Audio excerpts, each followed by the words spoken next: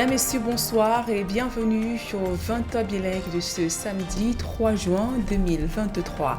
Équinoxe Bonsoir Nadine Yambo, good evening to you as well viewers. Thanks for joining us in this edition of the 8 p.m. Bilingue newscast on Équinoxe television in our top stories. We begin by telling you that Honorable Cyprien Awudu Mpaya, former SDF Member of Parliament for Kambe constituency in the Donga-Mantung division of the Northwest region of Cameroon, is no more. His death was confirmed this Saturday morning by his family. He died of ill health in Dallas, Texas, United States of America.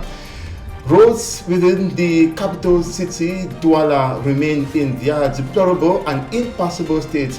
This after officials of the Douala City Council signed a communique early May announcing rehabilitation works to begin on some of the stretches that will be on May 10. In this newscast, we'll be showing you the deplorable states in the economic capital city.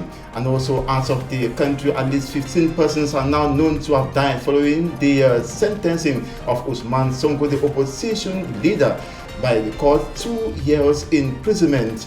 And also many have been calling for the unrest to come down and also for normalcy to return in Dakar, Sénégal. À la une de ce journal, Tour cycliste 2023, le Camerounais Michel Thierry Tienture termine à la 4e position à l'issue de l'étape. Première étape courue ce samedi à Garoua, bien loin derrière l'Algérien Hamza Yassine, arrivé premier. Le coup de pédale a été donné ce jour. Hors de nos frontières, déraillement meurtrier en Inde, au moins 300 morts et 850 blessés. 3 trains sont entrés en collision, occasionnant un terrible carnage. C'est la pire catastrophe ferroviaire de l'histoire du pays. Et tout près au Sénégal, des appels au calme se multiplient à la suite d'un déchaînement de la violence suite à la condamnation d'Ousmane Sonko. Le chef de file de l'opposition est toujours placé sur résidence surveillée. Voilà pour le sommaire.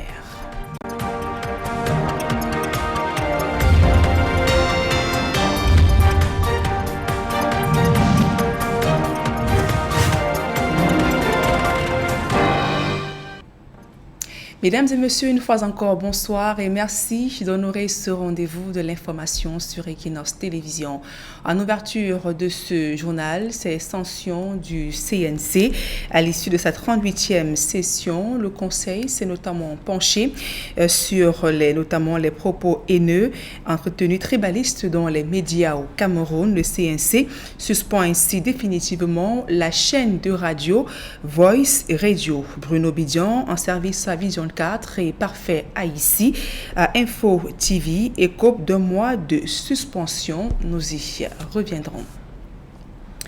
Une soixantaine de policiers et gendarmes formés à l'identification criminelle et planification de l'opération des maintiens de la paix. C'est l'initiative de l'EIFORCE qui donne aussi ainsi aux stagiaires de 13 pays africains des meilleures armes pour faire face aux défis sécuritaires auxquels les États sont confrontés. Le point dans ce reportage de Joie Lessinguet et Marcelin Gansop. Ils sont désormais plus aptes et suffisamment outillés pour assumer avec efficacité les fonctions de commandant d'unité de sécurité. Elle nous rend plus aptes à assumer nos missions de maintien de l'ordre, de rétablissement de l'ordre, de maintien de la paix et de police judiciaire. Présentement, je me sens vraiment plus apte à assumer mes fonctions de futur commandant d'unité. Comme on dit, on apprend toujours, on apprend toujours. Donc ils ont dispensé un enseignement de qualité que je compte bien appliquer, apprendre à mes éléments au pays, comme je commande une unité quand même.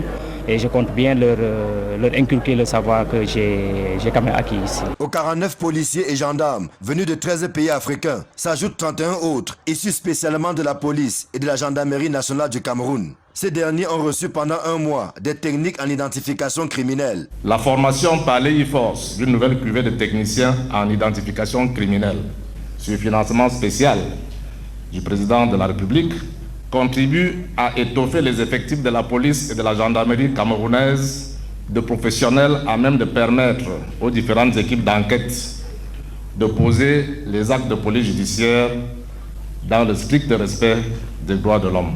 La clôture de ce stage coïncide avec la première visite de l'ambassadeur de France au Cameroun, partenaire privilégié de l'École internationale des forces de sécurité. L'EIFORS entend continuer à se positionner comme un incubateur d'expertise, en mettant à la disposition des États des cadres et unités mieux outillés, en mesure de faire face avec efficacité à leur mission au plan de la sécurité intérieure et au sein de la composante police des missions de paix.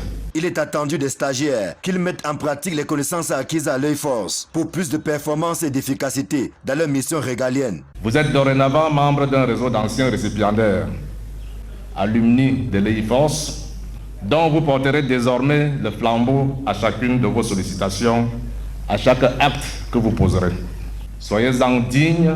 La visite des locaux de l'EIFORS a permis à l'ambassadeur de France au Cameroun, Thierry Marchand, de toucher du doigt certains aspects liés au fonctionnement de ce centre d'excellence de la CEAC et de l'Union africaine. À l'ouest Cameroun, le maire de Batiam tense ceux qu'il soupçonne d'avoir tiré des ficelles dans l'ombre pour l'évincer. Lors de la dernière session du conseil municipal tenue dans un climat tendu, il a saisi l'occasion pour crier son mécontentement. Le point dans ce reportage de Raphaël Tcheko et Vivien Tonfac.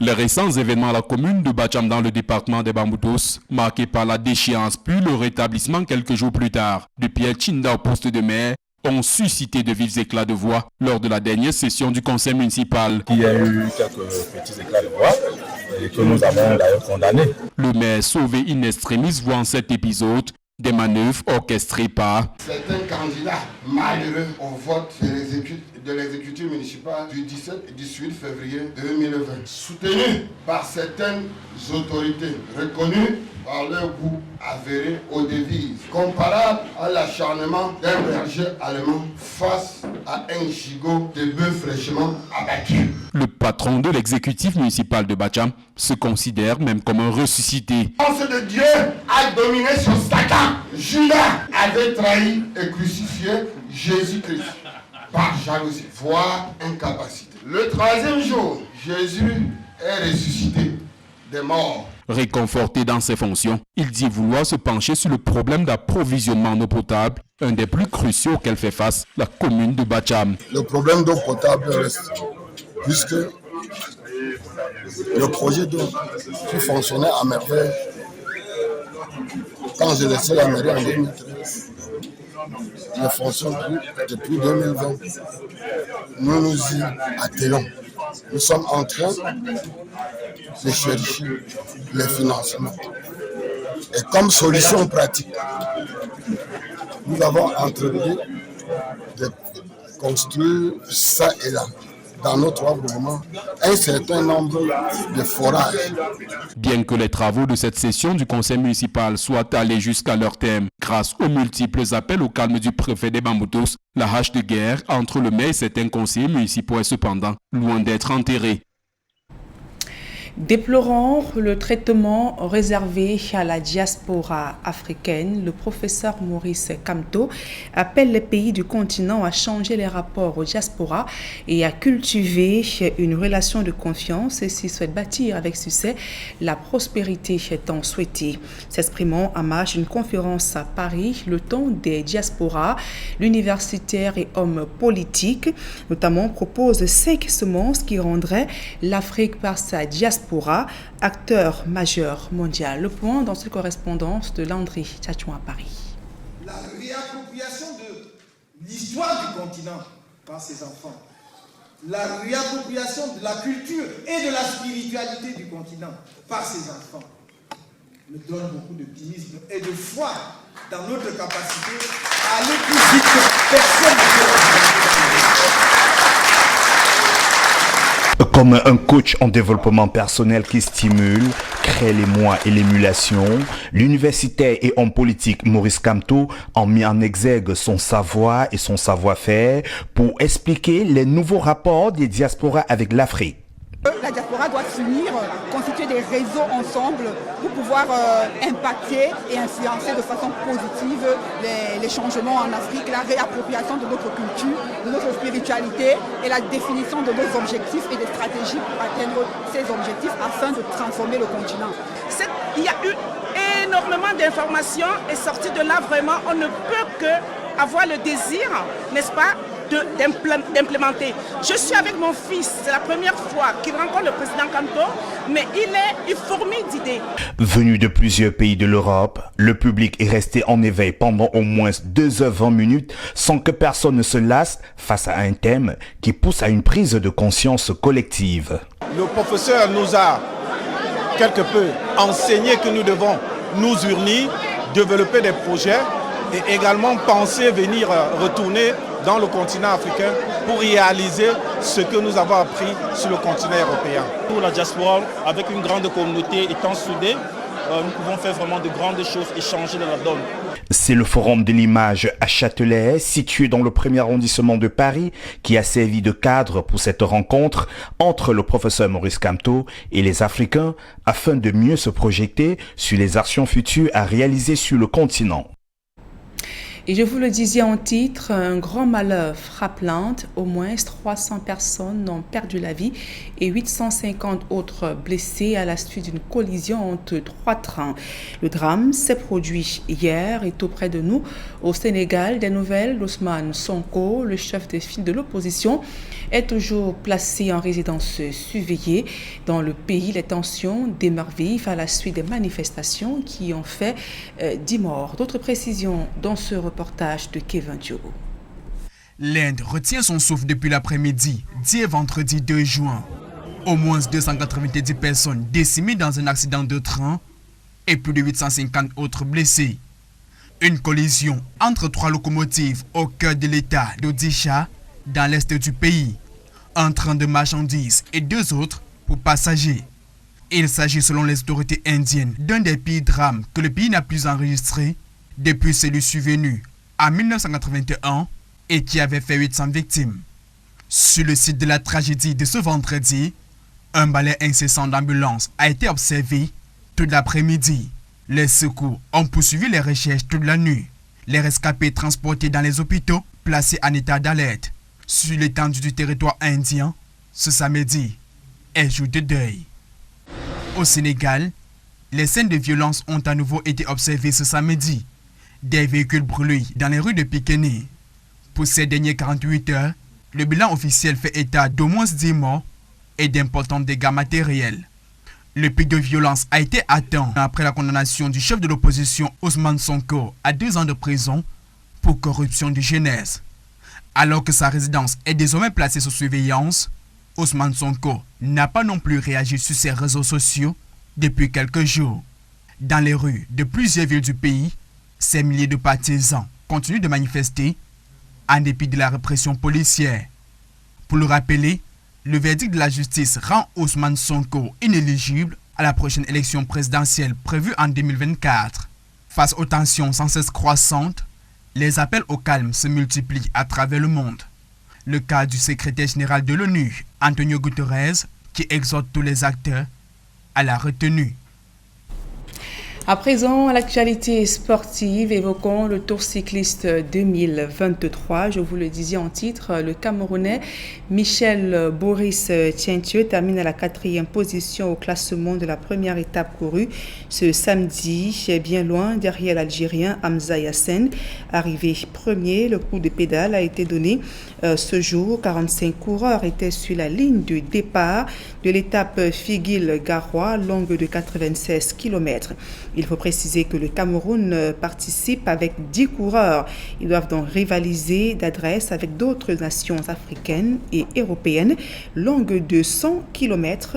La première étape donc a été lancée ce 3 juin. Et toujours en sport, cette fois-ci football, Bamboutos Club de Bouddha éliminé à la surprise générale en 16e de finale de la Coupe du Cameroun. Les Mangwa Boys ont été battus ce samedi sur le score par stade de Banjul sur le score d'1-2. La rencontre est disputée au stade de Kwekong à Bafoussam dans la région de l'Ouest Cameroun.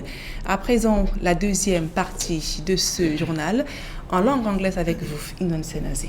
Well, Nadine Yambo, thank you. Good evening once more to you. Viewers, thanks for joining us in the second segment of this newscast. We begin with the sad news to say that the former member of parliament of the SDF constituency, that's in Kambe Dogamantung division of the northwest region of Cameroon, is no more. Honorable Cyprien Awodo Baya died at the age of 71 in Texas. That's Dallas, Texas, United States of America.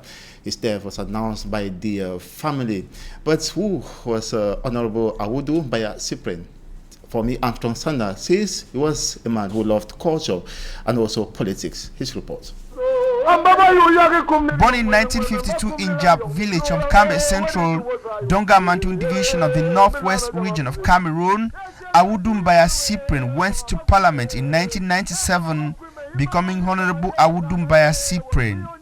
On the ticket of the Social Democratic Front SDF party, Honorable Awodo Baya served 4 mandates unperturbed as Member of Parliament for the Dongamantung Central Constituency in Kambe, picking his ticket in 1997, 2002, 2007 and 2013.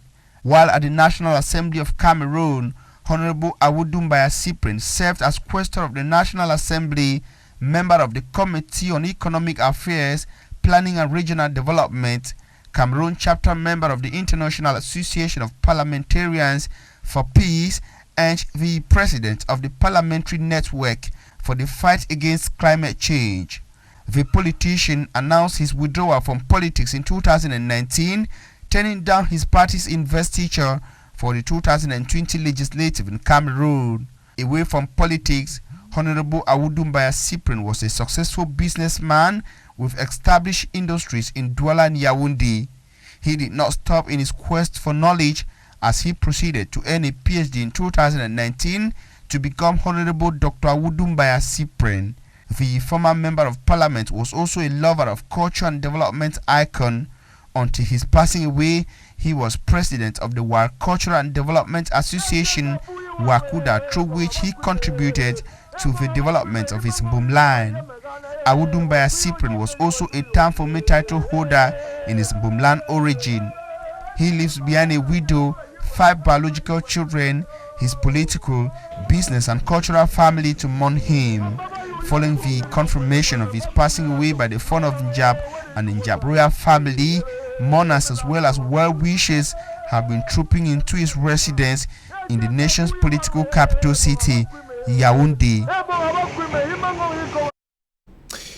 Being a cosmopolitan city, road networks are impassable. Meantime, the officials of the Douala City Council had issued a press release announcing that rehabilitation works will begin on May 10 in some of the stretches where the roads are practically impassable.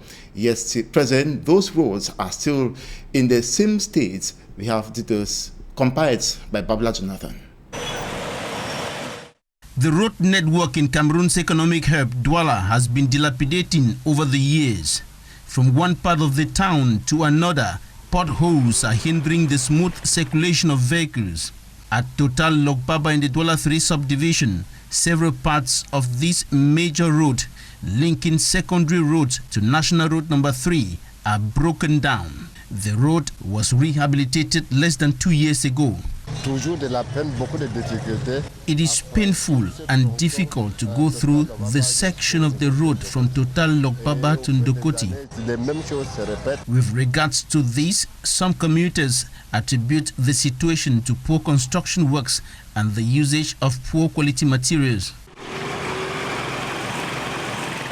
From Block 3 to Saint-Tropez in Makepe in the Douala 5 subdivision, road users have to deal with the risk of getting involved in an accident while avoiding a section of the road that is collapsing. On ne sait pas si c'est une route qu'on a fait, parce que partout là, vous voyez, il n'y a que les cassis.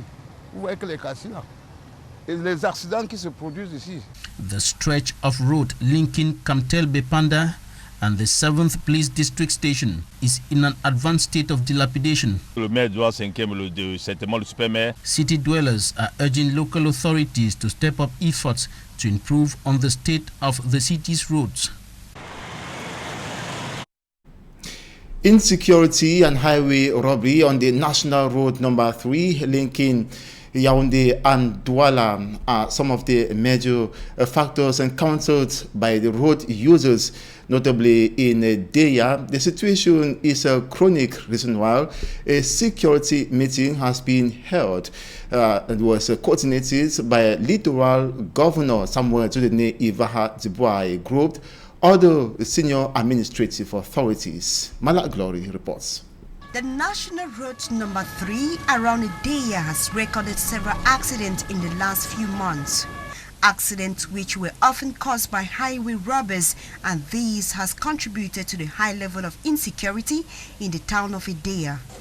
In an effort to fight this phenomenon, a crisis meeting was held in the area, during which the governor for the littoral region promised the station is under control. We took some measures to tackle those incursions on the road linking Douala to Deya. Some people were just throwing stones.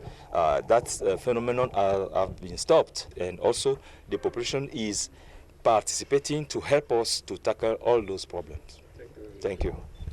The meeting that was attended by a host of administrative and security officials also had as objective to discuss on other challenges faced by different government institutions, and recommendations were made. The governor instructed us to do two things.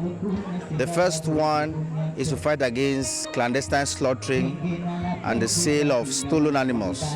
The second recommendation was about the sale of farmed fish. You know that the government has started to invest a lot in production of fish, in fish farming. Legal minds present at the meeting advised the head of each institution to put peace and social cohesion at the center of every activity.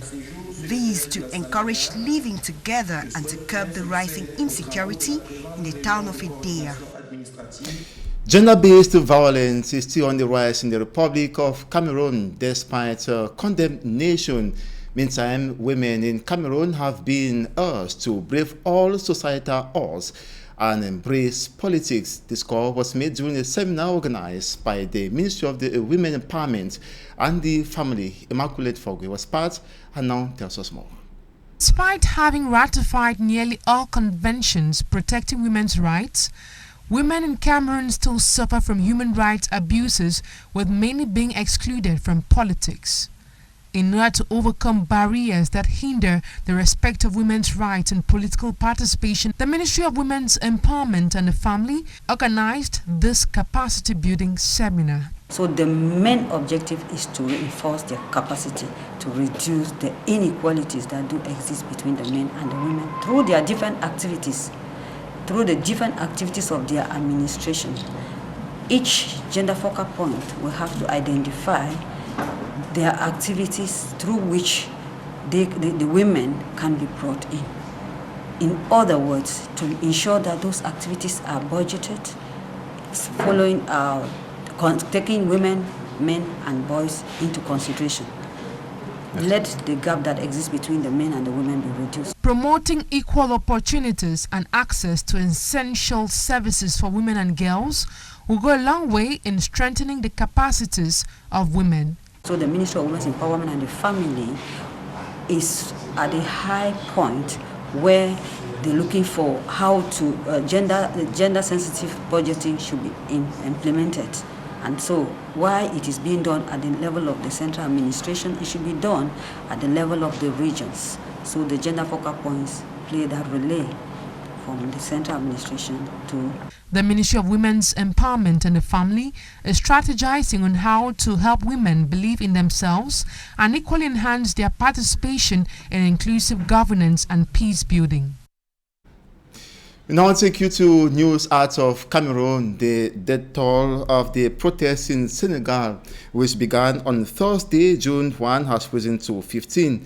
Among the victims are 2 security agents. For the Interior Minister, it is a gratuitous violence. According to him, if the demonstrations had remained peaceful, there would not have been any problem. But protesters argue that the conviction of Ousmane Sonko, opposition leader accused of corruption of youth, is politically motivated since he stands as main challenger to President Macky Sall in the presidential election to take place in 2024. The court sentenced Ousmane Sonko to 2 years imprisonment, sparking tension in Dakar and other parts of Senegal.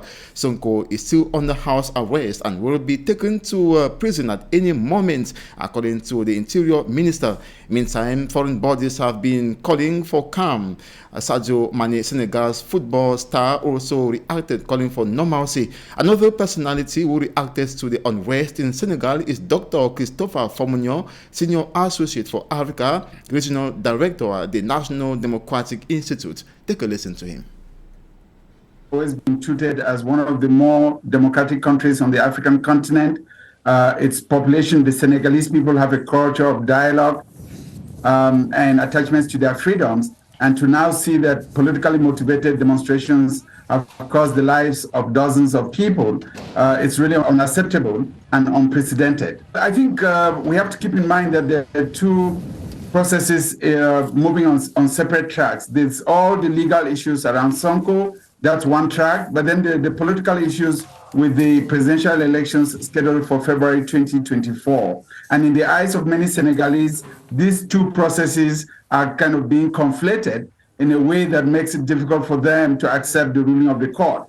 Of course, there's a lot of discontent, and we can see from the size of the demonstrations that Sonko has got support which cannot be neglected even by the government of the day. Obviously, the Senegalese juries would have to interpret their own laws, but to gain popular support and adhesion to court judgment, it has to not only be fair, but to be seen as being fair by the population itself. And I think what we're seeing now in Senegal is a situation where the courts may feel that they've rendered a judgment according to Senegalese law, but where a sizable chunk of the population is feeling that that was not a fair process. And I think some reconciliation is going to happen because the status quo cannot really be allowed to endure. I would say from my standpoint that both sides seem to have really dug themselves in positions that are pretty hardlined. On the one hand, the government that is now deployed the Senegalese military into the streets, something that is also very unprecedented.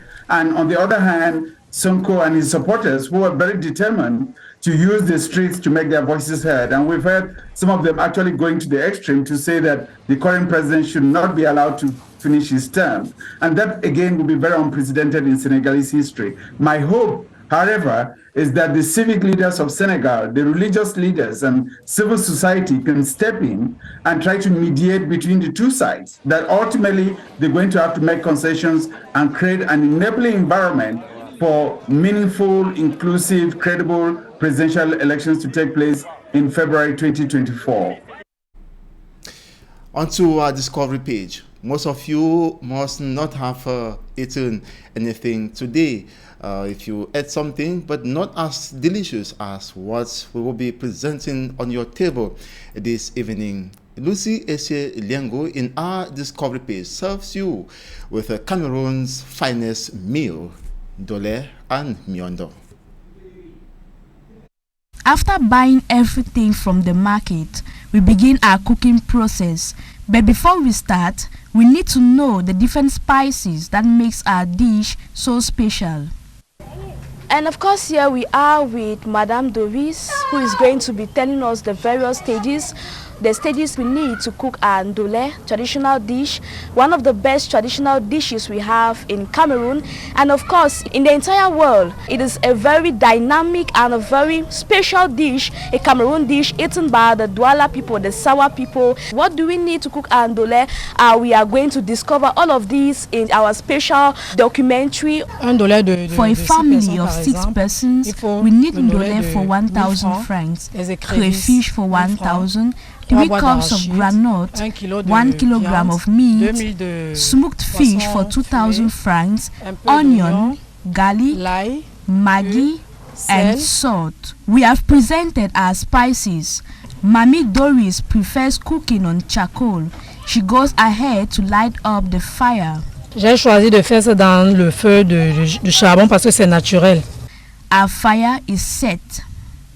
We wash our granules thoroughly, respecting hygiene and sanitation. Et là, il y a 2 types d'arachides, mais moi j'ai préféré ceci pour préparer le ndolé parce que c'est ça qui est sucré. After washing, we parboil our granules for seconds. While it's on the fire, we slice our meat into reasonable sizes and wash thoroughly. After slicing our meat, we remove our granules from the fire. Là maintenant, je vais mettre mon huile dans la marmite pour frire ma viande. Mamie Doris says she prefers frying her meat rather than boiling. She places her pot of groundnut oil on the fire for it to heat, then pour the meat. Not forgetting that we also need to arrange our spices, then grind. Everything is set and arranged. We move to another phase. Our meat is ready straight away to cook our ndolé. Écraser mes arachides. Et là maintenant, après avoir versé ça dans l'assiette, je pose au feu. We pour our groundnut paste and spices, let it boil for about 30 minutes. Then we pour our smoked fish.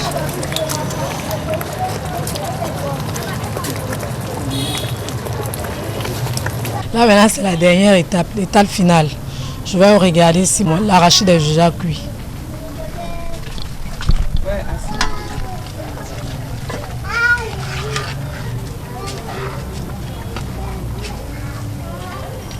It is time to pour our washed ndolé.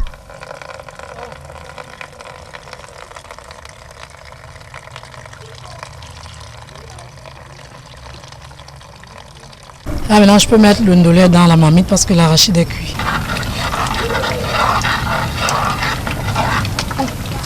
The ndolé, according to Mamie Doris, need to boil again for about 10 to 15 minutes before it is being removed. Après avoir mis le ndolé dans la marmite, nous allons attendre 10 minutes pour descendre ça du feu. To make it more appetizing, we slice onion, pour it with groundnut oil into a pot of ndolé, then stir. Yummy, yummy, and ndolé is ready for consumption. The last phase will be washing our miondo, boil it to accompany our ndolé. Pour 3 paquets de miondo, il faut moins d'1 litre d'eau et les miondos vont faire 15 minutes au feu. It is 15 minutes, our miondo is ready. Notre plat ndolé est après, nous allons le manger avec de miondo. Je vous invite à table, mesdames. Bon appétit.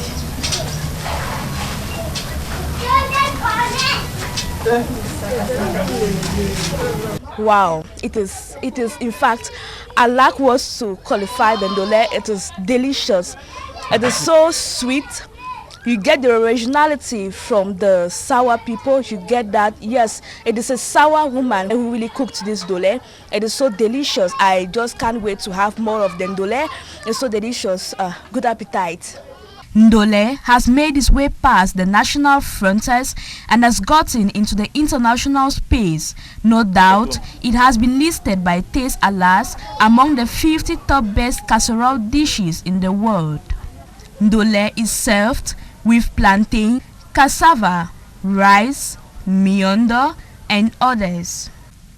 Ndolé has been proven to be rich, high in calories, as it contains fat, carbohydrates, protein, energy, good appetite. I hope you enjoyed it, but if you couldn't resist it, then include it in your menu tomorrow. Well, that's all we had time for this evening. Thanks so much for watching.